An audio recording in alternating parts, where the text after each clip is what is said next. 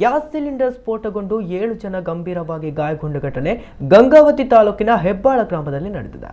ಅವಘಡದಲ್ಲಿ ಗಾಯಗೊಂಡವರನ್ನ ರಾಜ, ಸುರೇಶ್, ದುರ್ಗಪ್ಪ, ಹುಸೇನಮ್ಮ, ನಾಗರಾಜ, ದುರ್ಗಮ್ಮ, ವಿಷ್ಣು, ಶ್ರೀಕಾಂತ್ ಎಂದು ಗುರುತಿಸಲಾಗಿದೆ. ಗಾಯಾಳುಗಳನ್ನು ಗಂಗಾವತಿ ಆಸ್ಪತ್ರೆಗೆ ದಾಖಲಿಸಲಾಗಿದೆ.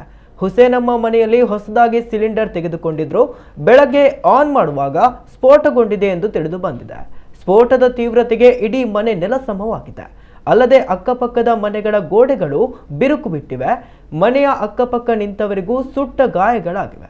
ಗಂಗಾವತಿ ಗ್ರಾಮೀಣ ಪೊಲೀಸ್ ಠಾಣಾ ವ್ಯಾಪ್ತಿಯಲ್ಲಿ ಈ ಘಟನೆ ನಡೆದಿದೆ.